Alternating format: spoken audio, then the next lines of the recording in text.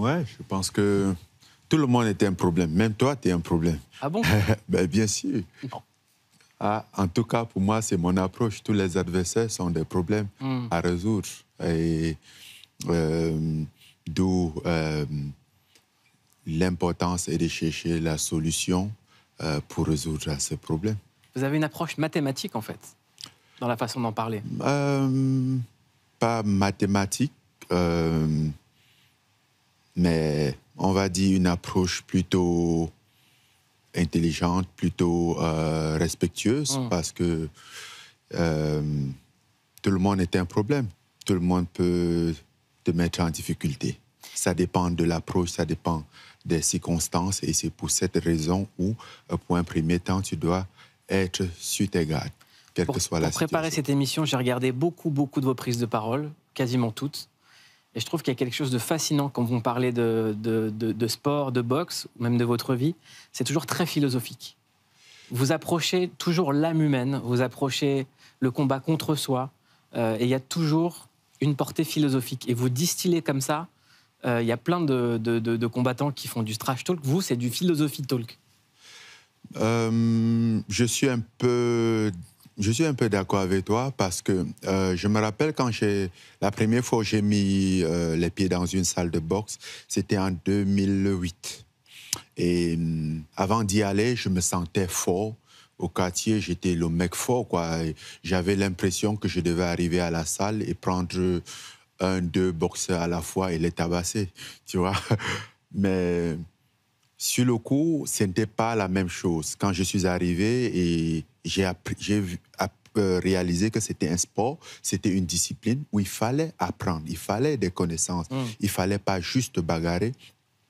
Mais ce que j'ai encore trouvé de plus fascinant dans la boxe et dans le sport de combat de façon générale, c'était le fait que parfois, c'était parallèle à la vie, au fait.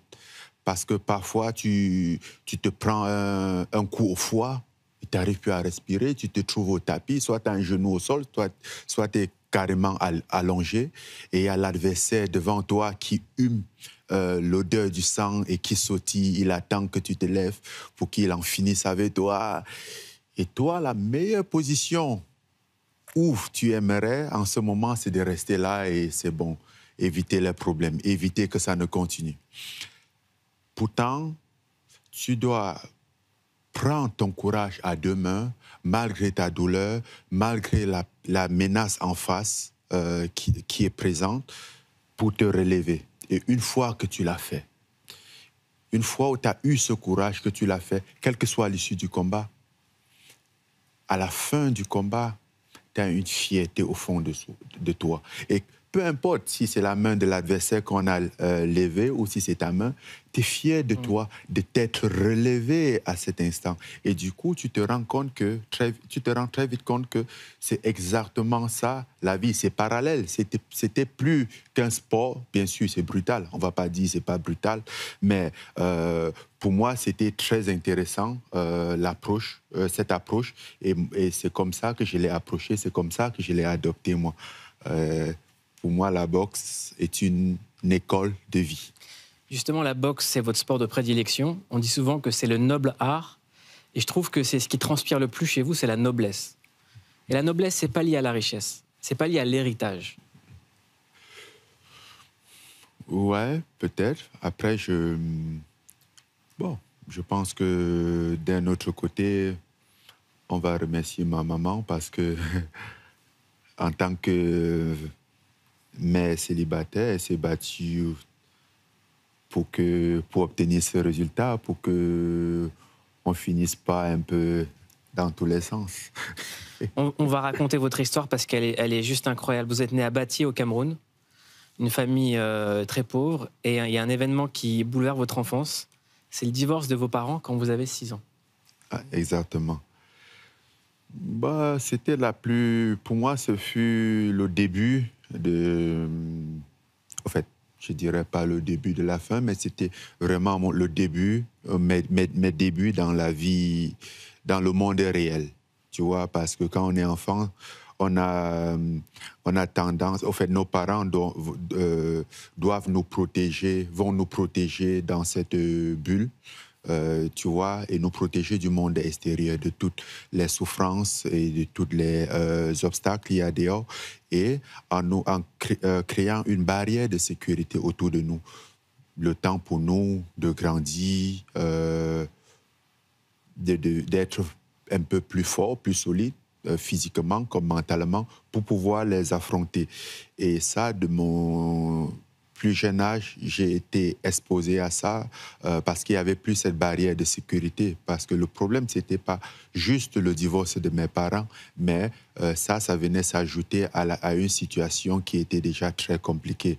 On vivait dans une pauvreté extrême et en plus, avec le divorce de mes parents, et surtout qui se sont permis d'aller au tribunal, on a été obligé de vivre un peu dans les familles d'accueil pendant qu'ils se disputent au tribunal, tu vois.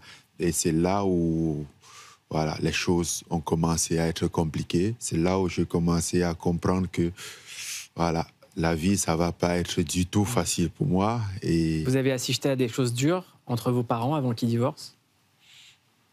Ouais, un peu. Mais bon. Vous parlez aussi du traumatisme qui est lié à la pauvreté. Parce que pauvre, ça vous a isolé des autres enfants. C'est pas plus. Au fait, je pense que même les autres enfants, pour la plupart, ils étaient pauvres, mais extrêmement pauvres, où là, on parle un peu plus de la misère. Voilà, c'était ça la différence, au fait. Parce que quand on est enfant, un enfant de 6 ans, 7 ans, 8 ans, on n'a pas encore la notion de l'argent, on ne sait pas à quoi la notion des classes sociales. OK, on peut se rendre compte que, bon, on n'a pas la voiture et peut-être on pense que nos parents ils n'ont pas la voiture parce qu'ils n'aiment pas la voiture, tu vois. On n'a pas la notion de l'argent ou de la pauvreté. Maintenant, ça se précise, ça se définit quand tu sens la différence entre toi et les autres enfants. Tu vois, par exemple, quand on allait à l'école, il devait avoir des moments où j'étais foutu hors de la salle de classe parce que je n'avais pas le stylo pour prendre note, parce que je n'avais pas le bic. Et j'étais habitué à ces situations parce que c'était récurrent, tu vois. Manque de scolarité. À la pause, j'avais peut-être pas quoi manger, j'avais pas jamais de goûter dans mon sac. Donc, du coup, ça, j'étais pas un profil assez attractif pour les autres enfants. Et vous étiez exclu ou ils partageaient quand même avec vous? Non, tu étais exclu. Au fait, la façon d'être exclu, c'est quoi? C'est que les enfants, déjà, à la base, ils partagent entre eux. Pour la plupart, ils sont déjà amis, même à la maison, où ils sont voisins. Et moi, j'étais un peu nouveau parce que, juste pour la petite histoire, j'ai fait mon école primaire dans à peu près 6 établissements. En moyenne, 1 an par établissement. Tu vois? Donc, à chaque fois, vous étiez le nouveau. Voilà, à chaque fois, j'étais nouveau. Donc, même à la maison, au quartier, j'étais nouveau. Je n'avais pas des amis. À l'école, j'étais nouveau. Mais le nouveau qui n'était pas cool, qui n'avait pas ce profil-là, qui n'avait pas le goûter pour partager avec les autres, le nouveau qui n'avait pas de stylo, ou qui n'avait pas de bic, ou qui n'avait pas payé de pension. Du coup, ce n'était pas un profil assez attirant pour les autres élèves pour être amis, tu vois. Donc, c'était un peu cette situation et c'est ça qui compliquait la chose, au fait. Quand on est enfant, qu'on se sent rejeté, qu'on assiste à des violences entre ses parents, est-ce qu'on se protège en se créant un monde interne? Effectivement, et je pense que c'est la première chose que j'ai fait, c'était mon gilet de sauvetage, au fait. Sans toutefois m'en rendre compte, tout ce que j'enviais, tout ce qui me manquait, tout ce que j'aurais souhaité avoir, déjà en commençant même par la présence de mes parents, parce qu'après leur divorce, pendant plusieurs années, on n'a pas été ensemble du tout. Et donc, mon plus grand rêve, c'était de voir ma mère et de voir mon père. Donc, au final, les voir tous les deux, même s'ils sont divorcés, juste les voir, tu vois. Alors, ce qui s'est passé, c'est que j'ai accumulé tous ces trucs et je les mis dans un monde virtuel. J'ai créé un monde virtuel où tout allait bien. Papa et maman étaient à la maison, j'avais tout. J'avais mon goûter quand j'allais à l'école, j'avais mes amis. j'avais tout ce qui me manquait, tu vois. J'étais là avec mes frères parce que même mes frères, on n'était plus ensemble. Il y avait une personne qui était ici, il y avait 2 personnes qui étaient là-bas, une autre personne qui était ailleurs et on était un peu dispersés comme ça. Alors, c'était ça mon rêve. Ça, j'ai fait une stimulation de tout ça dans mon imagination, mais et j'ai réussi à construire quelque chose qui était consistant. Comme dans la chanson, en fait, vous étiez l'enfant seul d'Oxmo Puccino. Ouais. Donc, et ça évoluait chaque année en fonction de mon évolution, en fonction de mon environnement, en fonction d'où j'étais, en fonction des problèmes qui s'imposaient à moi. Voilà, ce monde imaginaire, au fait, évoluait et je m'adaptais.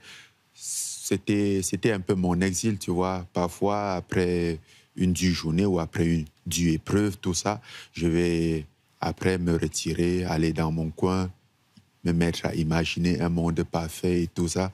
Et c'était beau, c'était réconfortant. Du coup, j'ai grandi avec. Ça vous sert aujourd'hui pour vous protéger, ça?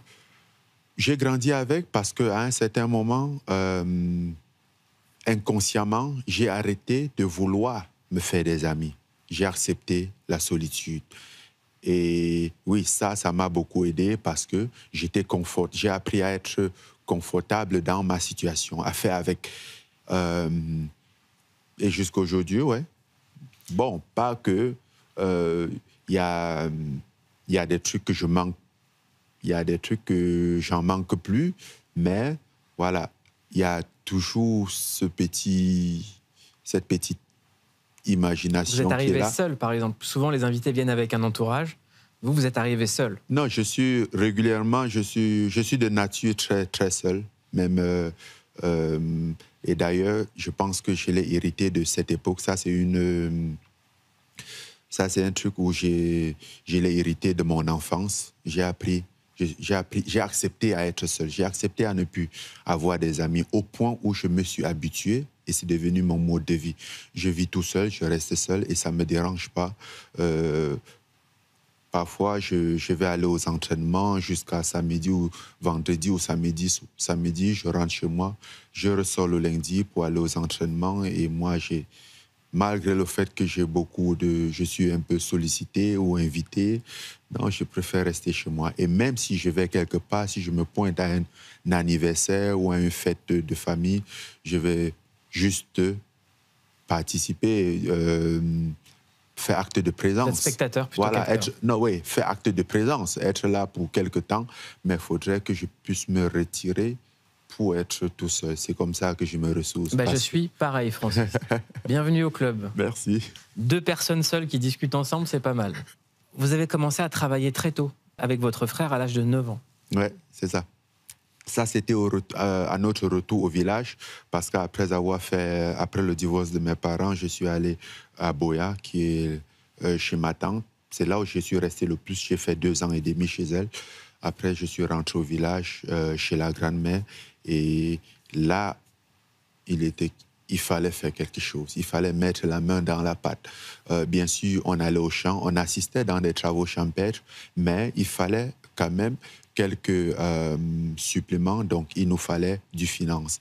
Alors, c'est comme ça que nous, mon frère et moi, on a dû commencer à travailler dans les carrières de sable. Est-ce que c'est normal de travailler à cet âge-là?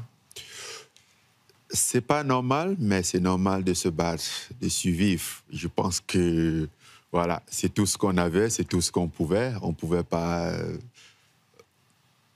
cracher sur l'opportunité. Pour nous, c'était une opportunité de vie. Voilà, avec du recul aujourd'hui, quand tu y regardes, tu dis « Ah oui, mais c'était difficile, ça n'aurait pas dû. » Mais c'est la vie, tu veux quoi? À l'époque, tu n'avais pas d'autre choix. Tu n'avais pas connu d'autres choses avant, tu vois. C'est pas comme si tu avais une belle vie, après tu n'as plus une belle vie. J'ai grandi dans cette vie, donc très souvent, pour moi, c'était normal. À 13 ans, vous faites virer de classe parce que vous n'avez pas de stylo, pas de cahier. Et vous dites là, c'était l'humiliation de trop. Ouais. Je me rappelle très bien de ce jour. Et j'avais faim. Il était aux environs de 15 heures. J'avais faim, j'étais là et je me fais virer encore une fois. Et là, j'ai versé quelques quelques larmes, quelques gouttes de larmes.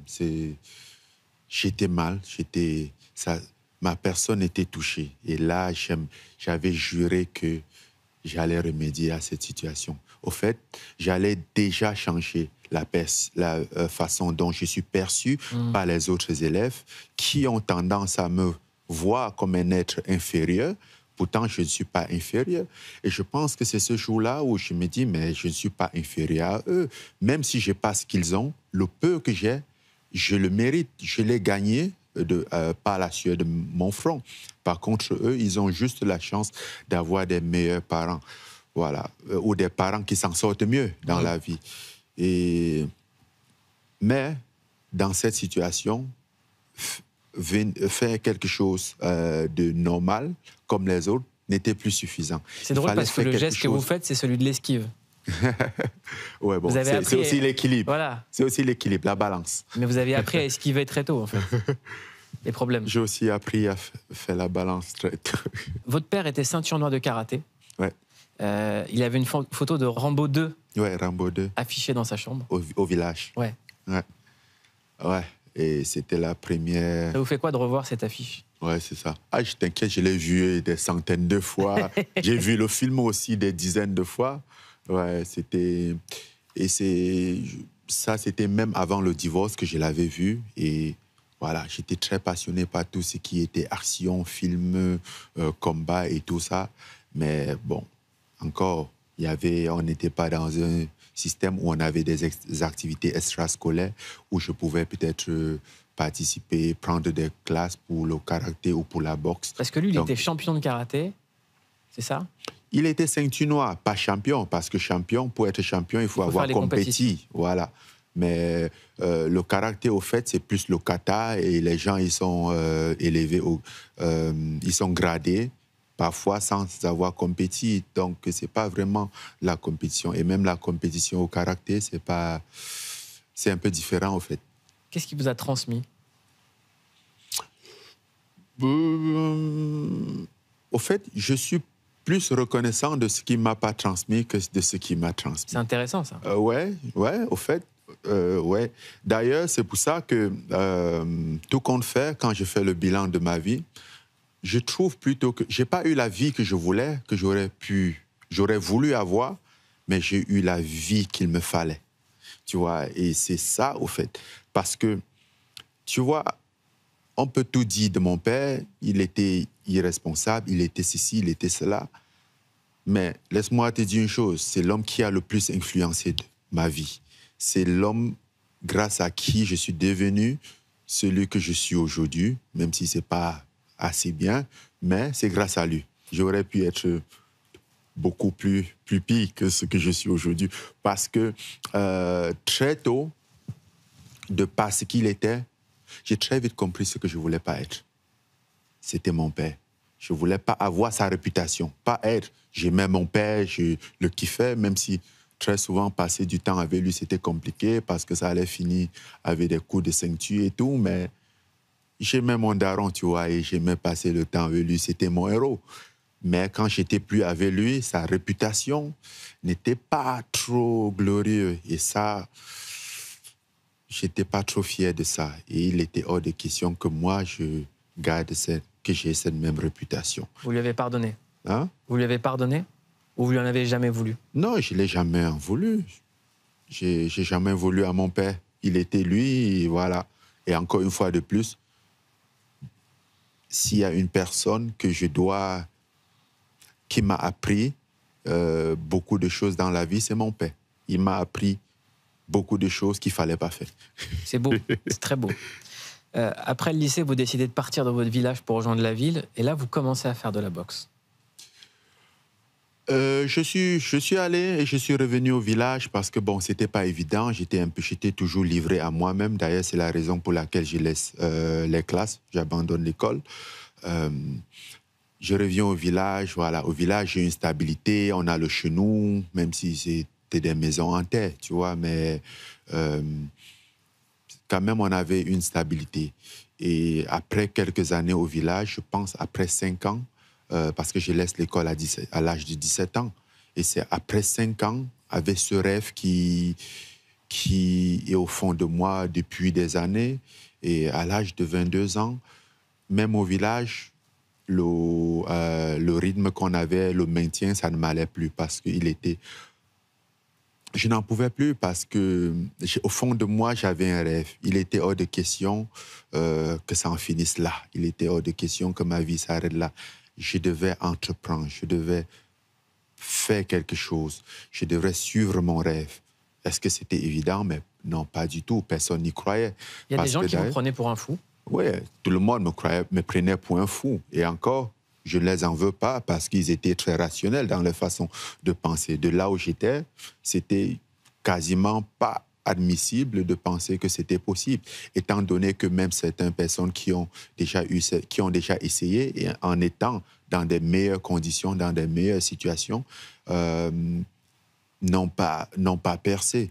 Et du coup, c'est difficile de faire quelque chose qu'on n'a pas un modèle. Tu vois, on ne pouvait pas avoir un modèle.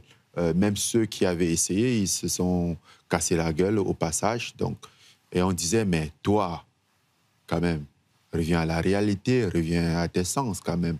OK, c'est beau d'avoir ces moments de folie, mais après, il faut revenir à la réalité. Ce n'est pas faisable, ce n'est pas possible. Mais seulement, bon...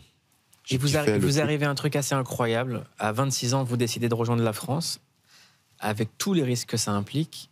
Vous avez fait 1 an de voyage du Cameroun à l'Europe. Est-ce que vous pouvez me raconter toutes les étapes par lesquelles vous êtes passé? Je sais que vous, ça vous fait rire, mais le parcours, vraiment, écoutez, parce que c'est inimaginable. C'est inimaginable. D'abord, il m'a fallu plusieurs années, parce qu'à 22 ans, quand je vais en ville, je commence la boxe. Très tôt, je comprends que c'est pas en m'entraînant là que ça devait aller. Les conditions n'étaient pas réunies au Cameroun, surtout à cette époque. Donc, j'avais compris qu'il fallait bouger, il fallait aller un peu plus proche, quoi, du sommet. Mais comment faire? Je ne pouvais pas me permettre de me présenter dans une ambassade, appliquer pour le visa, mais franchement, toi, tu n'es même pas... tu vois, je remplissais aucune condition sur peut-être 20. Je ne cochais pas une case, tu vois. Donc ça, c'était déjà mort. Après, on avait toujours entendu parler de l'aventure, des procédures, des trucs. Bon, c'est difficile, tu vois. J'ai mûri l'idée pendant des années. Ça faisait peur aussi, parce qu'il y a des gens qui sont allés, on n'a jamais entendu parler d'eux, ça fait 10 ans, on n'a pas de nouvelles, et personne n'est vraiment pour. Alors, mais un jour, j'ai décidé de me lancer. Et je porte mon sac à dos, je mets quelques vêtements. J'avais fait quelques économies, j'appelle ma petite sœur, je lui donne mes économies. Je ne précise pas où je vais, je dis juste je vais au nord, qui était effectivement ma direction, mais n'était pas ma destination, c'était juste un arrêt. Et par contre, il fallait qu'elle garde l'argent à disposition au cas où j'appelle, en cas d'urgence, pour qu'elle me fasse un Western Union. Un Western Union ou un MoneyGram. Et c'est comme ça où je pars. C'était le 3 avril 2012 que j'ai quitté le Cameroun la première fois. Et je me lance, je vais vers le nord Cameroun. Après, on traverse pour aller au Nigeria, vers la ville de Yola. Et le lendemain, on continue de Yola pour Kano. Et après, Kano maintenant pour Zender, au sud du Niger. Là, entre Yola et Zender, c'est très proche. C'est une distance qui se fait. Il y a des voitures clando qui le font, les taxis clando qui le font. Mais il y a un contrôle de passeport. Ça, nous, on n'avait pas, et on n'avait pas le visa surtout. Donc, le taxi va nous laisser un peu avant et quelqu'un va nous diriger pour contourner le contrôle. Et le taxi va passer au contrôle avec ceux qui ont des pièces et il va nous récupérer devant et on va continuer. Et on arrive, on va dans une gare où on dort pendant des jours parce que le but, c'est d'arriver au nord du Niger. Et On met quelques jours à la gare routière. Je pense qu'on a fait 3 jours à la gare où on dormait sur des bancs là-bas, à la gare, en attendant le bus. Parce que c'était des longs trajets, donc du coup, les bus n'étaient pas quotidiens. Je pense qu'ils avaient 2-3 bus par semaine. On devait attendre, au fait, s'inscrire, payer le billet et attendre peut-être 3 jours. C'est comme ça qu'on va. Et jusque-là, tout allait bien. Parce que même si on se fait contrôler sur la route du Niger, tu vois, et c'est là où ça commence la raquette. Il y a des policiers qui commencent à vous fouiller. Mais qu'est-ce que vous avez? Vous n'avez pas les papiers. On fouille. Vous venez d'où? Vous avez quoi? Et après, ils vont même faire semblant comme si le bus y partait, mais le bus n'est pas parti. Le bus va garer un peu plus devant. Ça, c'est pour vous mettre la pression, tu vois. On fouille vos bagages. Et c'est là où les méthodes pour garder nos économies, on avait adopté toutes les méthodes. Et eux, ils savaient, il fallait qu'ils nous craquent pour qu'on les donne. Et je me rappelle, au Niger, ils nous ont mis dans une petite tente. Et après, on a demandé à faire pipi. La première intention, c'est que, OK, si j'arrive dehors, je peux fuir, tu vois. Et à ma grande surprise, le policier me dit, ouais, va faire pipi derrière la tente, dehors. Et là, quand tu sors de la tente, tu arrives dehors, tu regardes, c'est le désert à perte de vue. Dans l'après-midi, il y a la vapeur qui sort à distance, la chaleur. Toi, tu regardes, tu reviens tout seul, tu n'as plus envie de fuir. Tu reviens. Et voilà, ça, c'était les premières étapes. On arrive à Alit. C'est là qu'il fallait organiser pour la traversée du désert et tout ça. La traversée du désert, c'est pas une expression dans votre bouche. Non, c'est la réalité, la traversée du désert. Donc c'est le Sahara, le désert. Le Sahara, le désert du Sahara. Il y a les Touaregs, les gens qui vivent dans le désert, au fait. Ceux qui organisent, ils disent combien on va payer, on paye chez un passeur qui collecte l'argent, il nous fait attendre peut-être une semaine.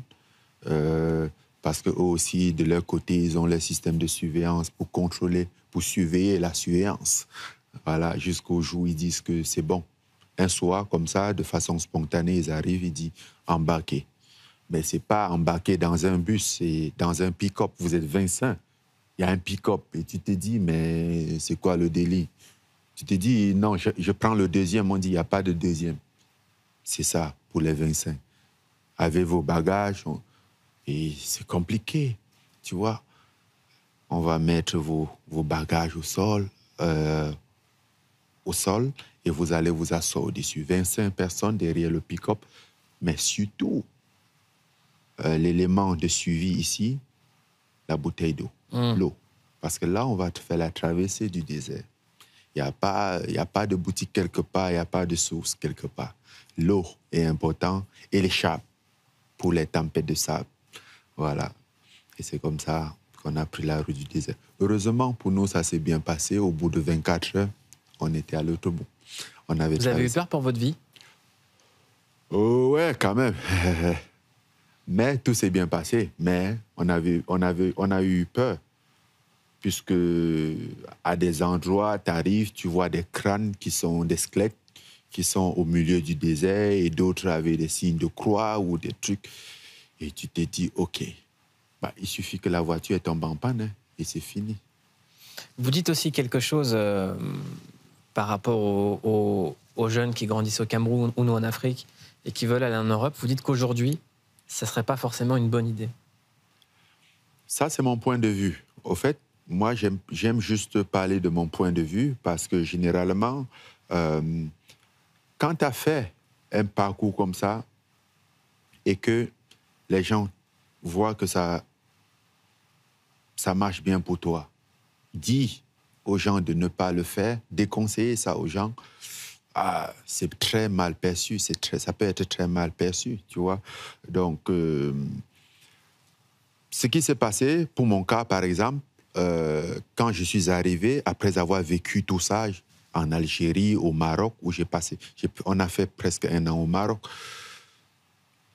Après avoir vécu tout ça, j'ai dit à ma famille, ceux qui pouvaient m'écouter, j'ai dit, écoutez, c'est tellement risqué que moi, je ne conseillerais personne. Si vous pouvez m'écouter, je préférerais que vous restiez au Cameroun et que moi, puisque je suis déjà mouillé, voilà, il n'y a rien à faire, j'avance. Et si ça marche, de là, on peut essayer de voir ce qu'on peut faire, mais je ne serai pas responsable pour quelqu'un qui vient ici parce que je sais qu'il peut ne plus être des nôtres du jour au lendemain. Tu vois, ceux qui sont proches de moi, qui ont confiance en moi, ils m'ont écouté, ils m'écoutent, tu vois.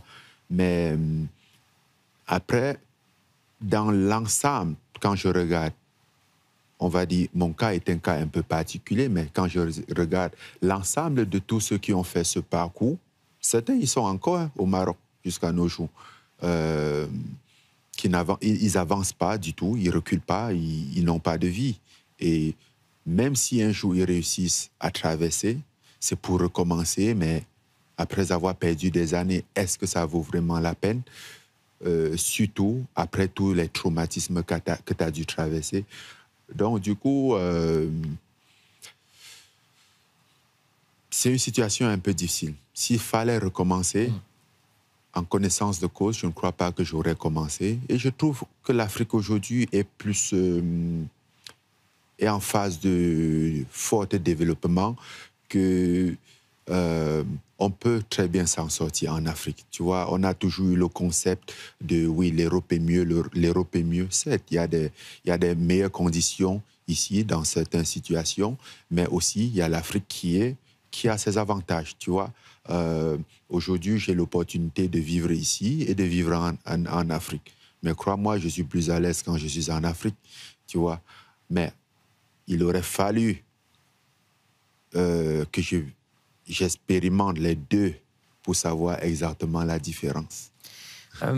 Racontez-moi vos premiers jours en France, premiers souvenirs. Mes premiers jours en France, déjà, j'arrive de l'Espagne parce que nous, on se fait choper dans la Méditerranée par la Croix-Rouge qui nous ramène à la côte espagnole. Et bien sûr, ils doivent rapporter à la police des frontières qui nous a pris et nous a ramenés en cellule et tout ça. Après, prison, où on a fait 2 mois. Après, on a été libérés. Et moi, au fait, j'allais en Allemagne. Parce que pendant tout mon parcours, il était clair que j'allais boxer. Et après avoir suivi la boxe pendant quelques années, je savais que le meilleur pays en Europe où il fallait aller pour suivre la boxe, ce serait l'Angleterre.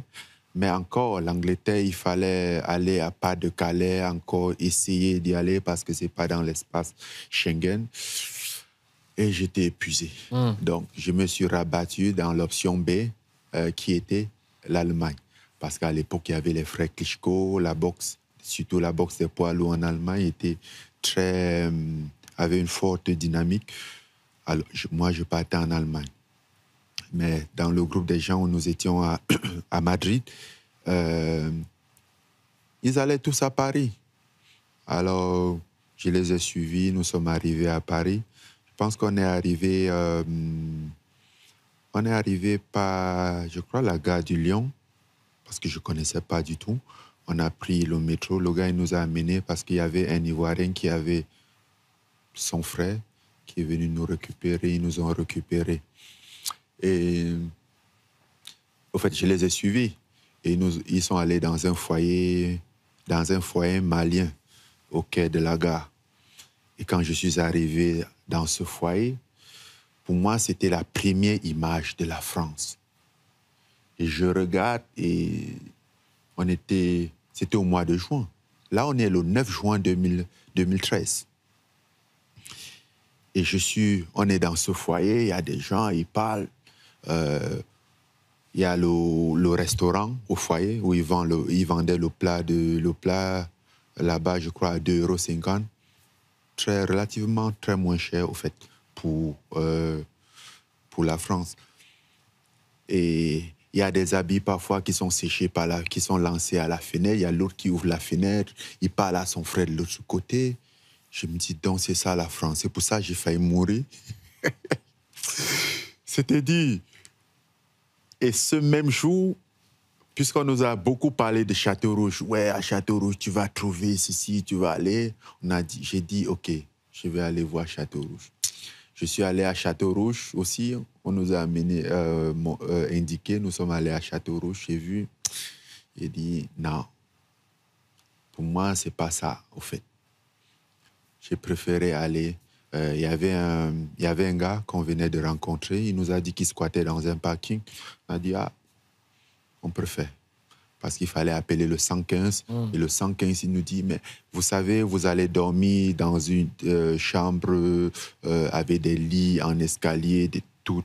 Et je me dis, OK.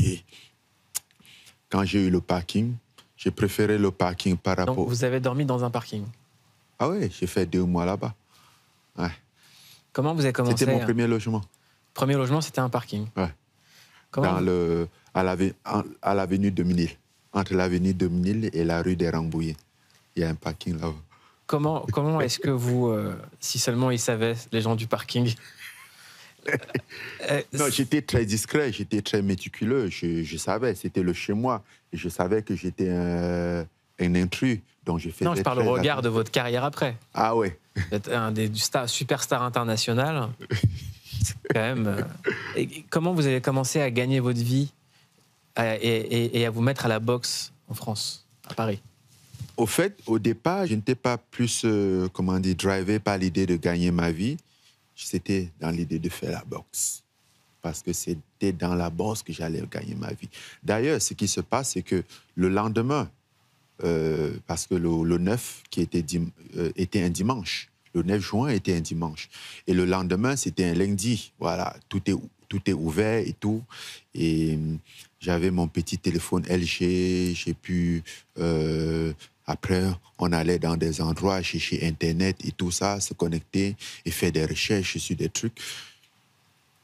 Le gars, il nous a amenés dans des restos du cœur, le matin, le soir, nous a un peu indiqué. On a tout vu on est allé dans des douches municipales, prendre la douche et tout ça. Après, je pense qu'il devait être 13, 14 heures par là. Et il disait il prend le métro, il va aller à tel endroit. Je dis, frère, c'est pas pour ça que je suis venu. Je veux la salle de boxe. Et j'avais une carte de métro. Et je lui demande, mais c'est où le parking? Il me montre. J'encercle le lieu sur la carte de métro. Cette carte de métro, maintenant, c'était mon parchemin. Alors, je marche autour, mais tout en regardant, en suivant la carte, je comprenais un peu, en suivant la carte, les bouches de métro et tout ça. Et j'ai commencé à chercher les salles de sport qui étaient aux alentours. Voilà, et c'est comme ça où je cherche, je demande au fur et à mesure, il devait être peut-être 16 heures ou 17 heures par là, quand j'arrive à FEDEP Chaligny, au Cagine. Voilà. Et là, c'était un lundi, il y avait cours de boxe déjà. Je demande à la demoiselle qui était à l'accueil, elle me donne la fiche, tu vois. Et dans la fiche, il y avait le programme et l'autre fiche, il y avait les prix et tout ça. Il y avait des sommes que moi, j'en avais pas. Il y avait des 300 quelque chose d'euros, cours de boxe ou kickboxing, tout ça. Moi, j'ai demandé, mais est-ce que je peux voir le coach? Voilà. Il fallait commencer les négociations. Donc, je voulais voir le coach. Et elle m'a dit, le coach principal, il n'est pas là, mais par contre, il y a son substitut qui est là, qui est Didier Camon. Et moi, je demande, OK, est-ce que je peux lui voir? Elle dit, OK, attends, je vais lui demander. Elle est descendue, elle a parlé. Il lui a demandé d'attendre la fin des cours. Après la fin des cours, je suis descendu voir Didier Camon et je lui ai expliqué la situation. Et il m'a dit, OK, Je ne suis pas le coach principal, je ne suis pas décisionnaire, mais le coach principal, qui s'appelle Rabat, il n'est pas là, mais je peux l'en parler et te donner un retour. Il était très cool, il était très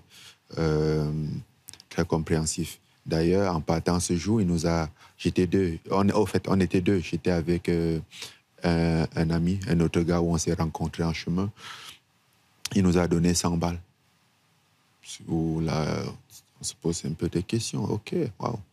Elle est belle, la France, c'est cool. Je confirme. Ouais. Voilà. On va accélérer dans le temps avec plusieurs dates, d'accord? Ouais. Des dates importantes dans votre carrière. 30 novembre 2013, premier combat en MMA. Ouais. Ah, ça, c'était au 100% fight. À l'époque, je n'étais pas... Moi, je ne partais pas faire du MMA, je voulais juste essayer. Parce que Didier m'en avait tellement parlé du MMA. Et après, je me suis retrouvé au CrossFight à l'époque.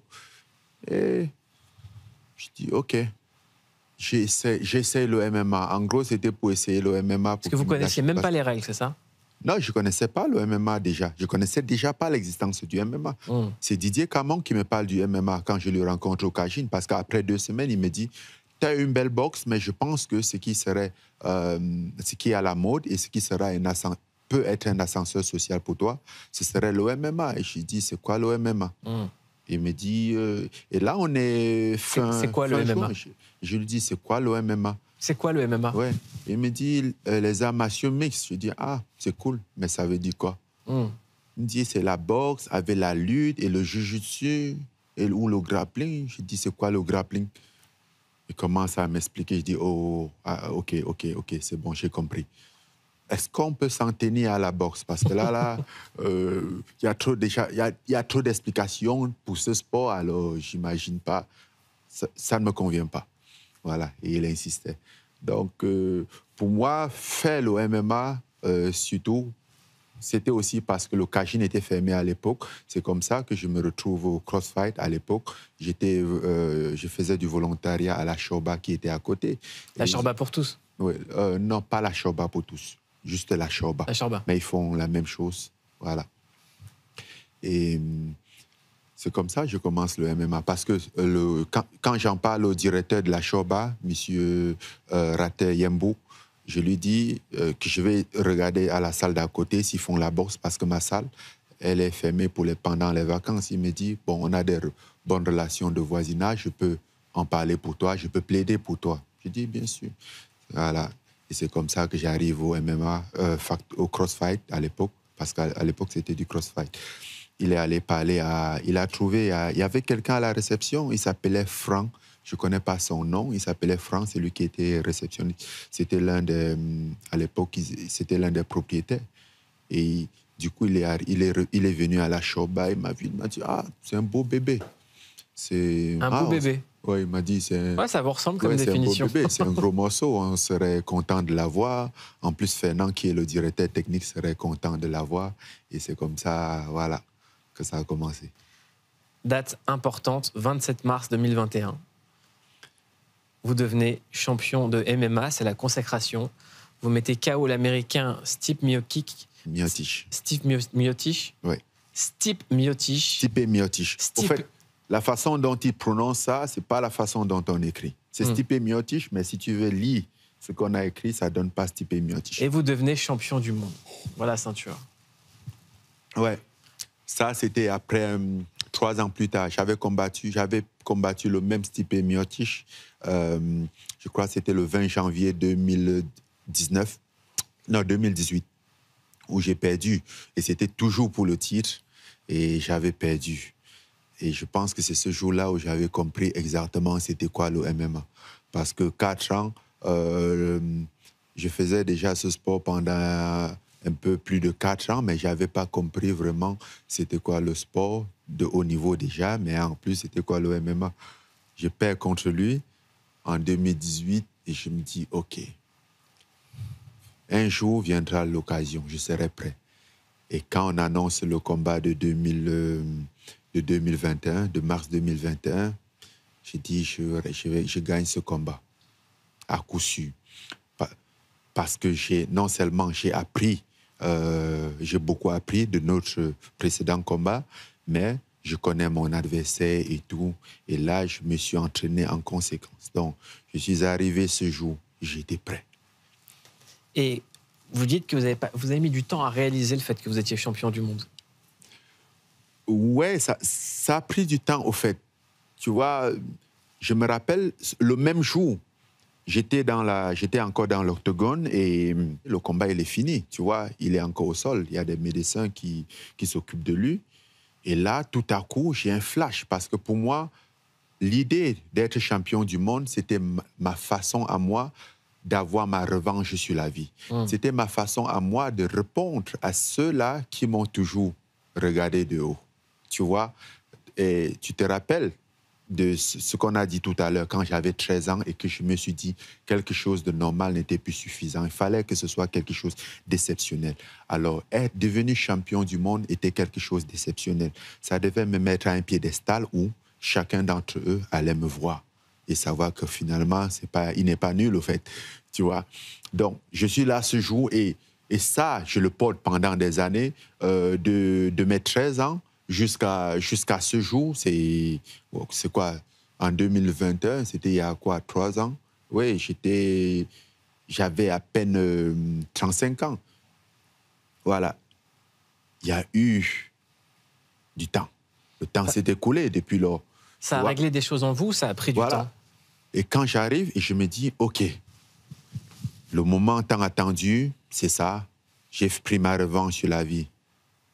Oui. C'est quoi la suite? Voilà, c'est bon, mais ça suffit pas. Et vous êtes allé avec la ceinture au Cameroun? Ouais. Déjà, je suis rentré à la maison avec la ceinture, je suis rentré chez moi et parfois, j'avais posé ça sur... Il y avait ça qui était posé sur la tente chez moi, sur l'armoire, au salon. Et parfois, je me couchais, je me réveillais, je me disais, est-ce que c'est réel? Est-ce que c'est vrai? Est-ce que c'est dans les rêves? Je me réveille un peu, je vais au salon, je reprends la ceinture, je dis, ah oui, si la ceinture est là, ça veut dire que j'ai vraiment gagné ce combat, ça veut dire que je suis champion. Je ne l'ai pas acheté en tout cas. Tu vois. Quand on est le petit garçon qu'on ne regardait pas dans la rue et qu'on rentre dans son pays et qu'on est acclamé comme ça par la foule, qu'est-ce qu'on ressent? Est-ce qu'on repense à tout ça? Ouais, beaucoup. Au fait, si tu veux, le truc, c'est que quand je suis au Cameroun, là, quand je regarde tous ces gens, pour la plupart, je me reconnais en eux, je me vois. Je comprends. On se comprend à des mimes. On n'a pas besoin de se parler. Je comprends, je le connais. On ne s'est peut-être jamais rencontré, mais je le connais. Et je connais sa vie. C'était mon quotidien. Vous le voyez dans les yeux des jeunes, l'espoir, le rêve que vous leur donnez? Ouais, la passion. C'est cool. Mais c'est beau. C'est beau. Très beau, je vous le dis, c'est très très beau. Je suis très fier de parler avec vous. Autre date, le 28 octobre 2023, premier combat de boxe contre la star de la boxe anglaise, Tyson Fury. Ouais, finalement, la fameuse boxe anglaise dont j'avais tant rêvé. Et vu ce que ça m'a coûté pour y arriver là-bas, parce que ça n'a pas été facile, pour finalement faire la transition, prendre ma liberté de l'UFC, sortir du contrat et prendre ma liberté pour pouvoir faire de la boxe aussi. Voilà. Et j'arrive là, c'était la consécration. Tyson Fury dit que ça a été un des combats les plus difficiles de sa carrière. Ce qui est logique parce que, bon, il combattait un adversaire où il ne connaissait pas. Il ne savait pas à quoi s'attendre. Tu vois, en même temps, il n'a jamais fait de la boxe. Donc, ça pouvait être compliqué. Et moi aussi, je savais que j'avais un facteur surprise. Parce que, et surtout, quand j'entendais les commentaires, le média, ah oui, mais il a zéro chance. Je me dis, mais les gars, ça va pas, non? Il n'y a pas un mec au monde qui a zéro chance. Déjà, zéro chance, ça n'existe pas. En plus, je suis quand même combattant. Je sais lancer les bras, tu vois. il y a un peu du poids dans mes poings, tu vois. Ça peut faire mal, fais attention. Elle est dingue, cette phrase. Zéro chance, ça n'existe pas. Non, ça n'existe pas. Ça s'applique à tout dans la vie. Non, ça n'existe pas, zéro chance. D'ailleurs, pourquoi je dis il n'y a pas zéro chance? Je pense que je sors là, il y a un garçon de, je ne sais pas, 20 ans, ou un monsieur de, je ne sais pas, 50 ans, qui avance sur moi dans l'intention de me combattre ou de se battre avec moi. Je me dis, non, il n'a pas de chance. Non, je fais attention. Je fais au moins deux pas en retrait pour observer qu'est-ce qu'il fait, c'est quoi son approche, tu vois. Parce que généralement, des gens comme ça, ils viennent et plus qu'ils ne réfléchissent pas, ils vont lancer un coup, une patate qui n'a pas de sens, qui n'est pas conventionnel, auquel tu n'es pas habitué, et voilà. Tu vas te faire mal. Et tu peux très vite te retrouver au sol aussi. Pour ce combat, vous avez été entraîné par Mike Tyson, la légende. Il y a des points communs entre Mike Tyson et vous? Pas beaucoup. Ouais. Qu'est-ce qui vous a apporté? Point commun, non. Bah, je pense que, au fait, c'est Dewey Cooper qui était mon entraîneur, mon entraîneur pour ce combat principal. Mike Tyson, il était un peu comme un consultant. Il venait souvent à nos entraînements, nous assister et nous donner un peu la marche à suivre, tu vois. Mais je pense que pour Mike Tyson, c'était déjà, tu vois, moi j'ai grandi, pour moi, c'était l'image de la boxe. Il était l'image de la boxe pour moi. C'est mon idole, tu vois. Et quand tu as un combat où il y a Mike Tyson qui est là, en gros, ça veut dire, cette histoire-là, c'est réel. Tu as fait du chemin, quoi. Et c'est réel. Et il croit en toi. Donc il y a quelque chose. Il n'y a pas zéro chance. Tu vois, non, il n'y a pas zéro chance. Mike Tyson ne serait pas là s'il y avait zéro chance. Tu vois, c'est réel, c'est concret. Tu vois, je pense que c'était plus mental, l'apport mental, l'apport psychologique que physique. Vous avez en souvenir une conversation ou des mots que Mike Tyson vous a dit qui vous ont marqué, qui sont gravés là?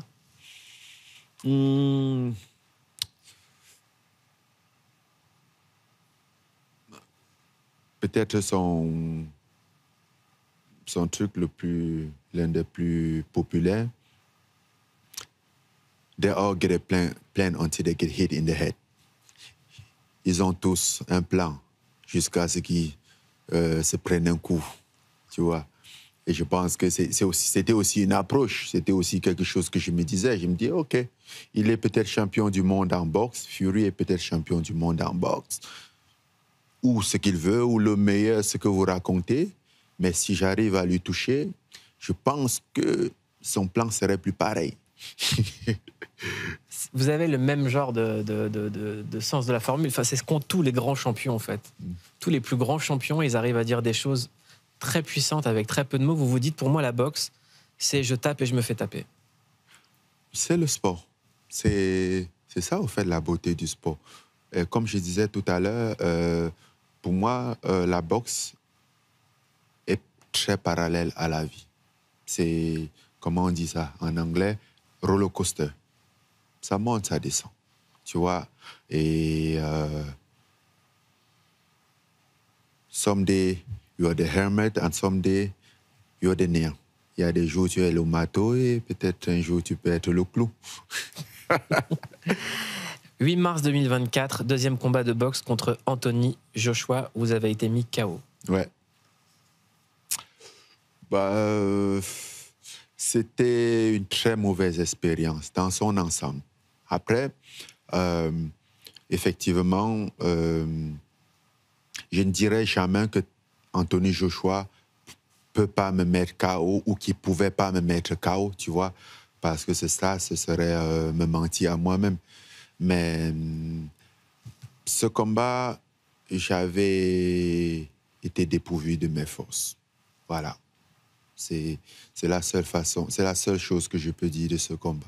Il n'y a rien qui avait été juste sur ce combat. Parce que je pense que après le combat de Tyson Fury, d'ailleurs, c'est ce que tout le monde attendait espérait que ça allait se produire sur le combat de Tyson Fury. On savait que Tyson Fury allait me mettre au tapis au 3e round et tout ça. Et d'ailleurs, au 3e round, j'entends son coin qui lui dit, mais OK, c'est bon. Tu vois, et c'est là où il fait l'accélération. Malheureusement pour lui, dans cette accélération, je ne recule pas, je maintiens ma position, je lève ma garde et je fais un contre et ça l'amène au tapis. Donc, et ce combat n'a pas été une très bonne image pour la boxe, pour les affaires. C'était pas vraiment ce qu'ils avaient prévu. Et là, il était clair que, bon, je ne vais pas me laisser faire. Vous avez décidé de quitter l'UFC. Ouais. Et il y a une phrase marquante, vous dites, arrivé à un moment, il faut comprendre que le sport, c'est pas que du sport. C'est aussi du spectacle, c'est du show business, ce sport-là.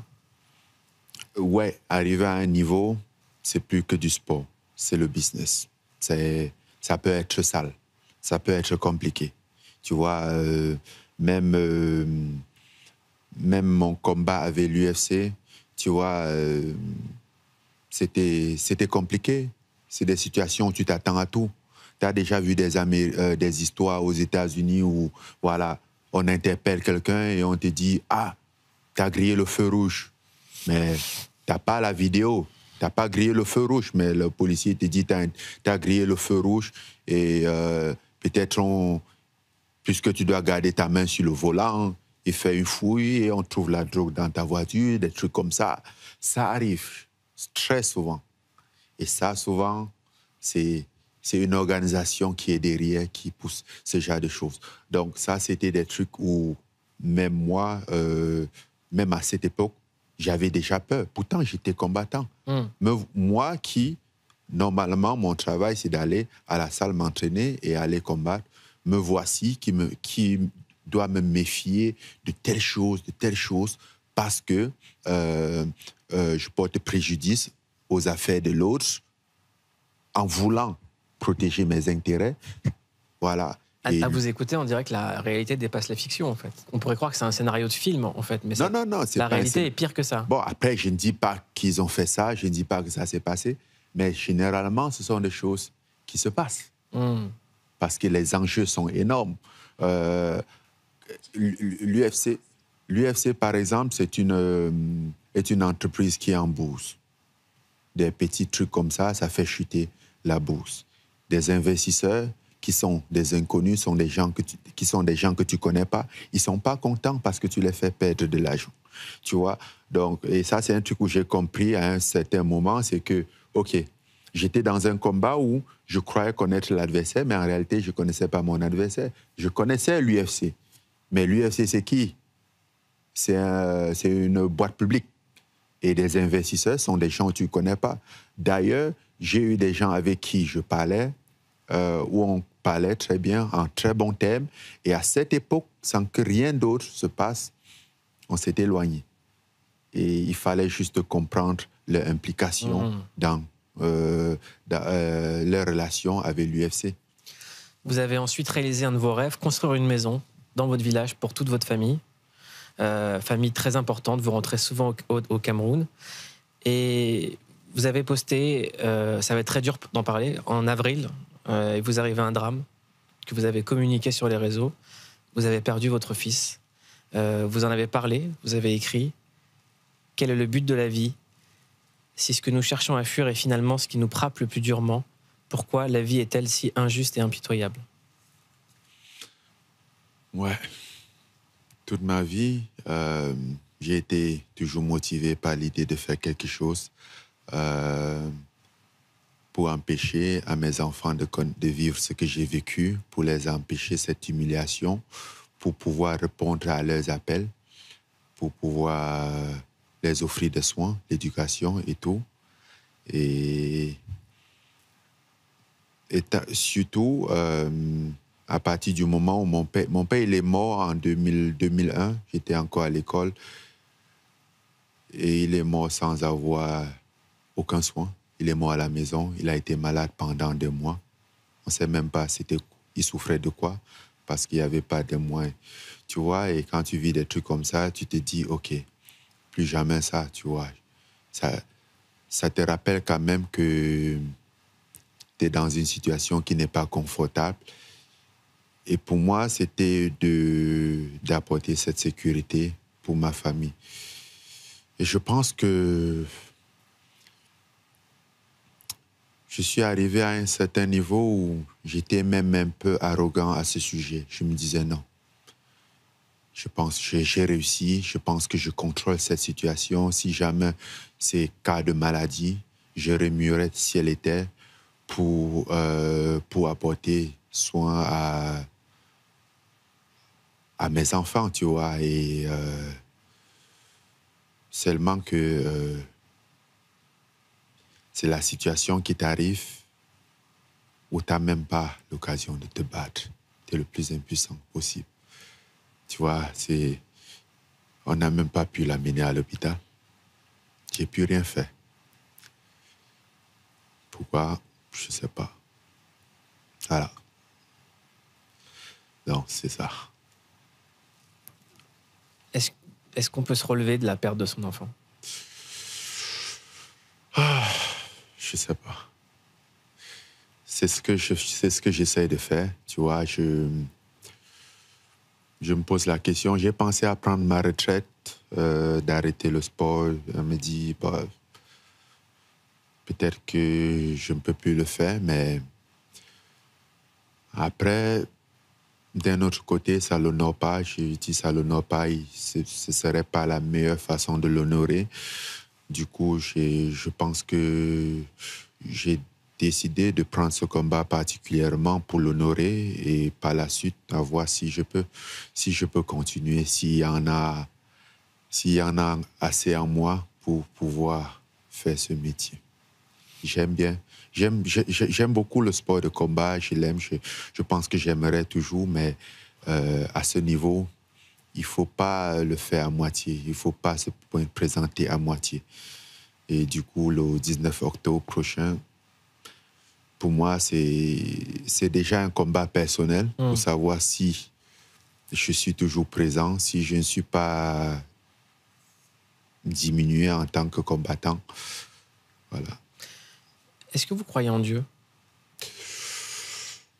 Ouais, ça dépend. Ça dépend. Je pense que très souvent, il m'est arrivé de me poser la question sur son existence. Et si oui, pourquoi certaines choses et qui me sont incomprises. Comment vous tenez debout? Je sais pas. Je sais pas. Tu vois, avant tout ça, il y a eu pas mal d'épreuves où les gens vont être admiratifs de ta force, de ce que tu as fait, même si tu trouves que c'est pas exceptionnel, c'est le quotidien. Mais là, c'est une situation différente, tu vois. C'est une épreuve où tu te dis, j'ai plus envie d'être fort, parce qu'être fort, c'est douloureux. Être fort, ça veut dire qu'il y a la vie qui n'est pas facile envers toi, tu vois. C'est la seule façon d'être fort. Et parfois, tu es épuisé, parfois, tu n'as juste pas. Ça aurait pu tout être. Ça aurait été n'importe quoi sauf ça. Et surtout quand tu es arrivé à un moment où tu te dis, OK, ça, c'est mon rempart. Tu te dis, finalement, j'ai réussi la vie. Mine de rien, j'ai fait mon bonhomme de chemin et je m'en sors plutôt pas mal parce que quoi qu'il puisse arriver, tu regardes et tu dis, j'ai quand même fait quelque chose de bien. Je vous confirme, vous avez fait quelque chose d'incroyable. Francis Ngannou, je voulais vous remercier pour ces mots, pour cette expérience de vie que vous nous avez partagée, pour ces leçons, pour tout l'espoir que vous donnez aux jeunes, pour toute l'inspiration, pour toute la force et pour toute la motivation. Il faudrait que moi-même j'ai cet espoir aujourd'hui. C'est ça le plus compliqué. Ouais. Mais bon, on y arrive. Comme disent les Américains, one day at a time. On verra. Vous gagnerez.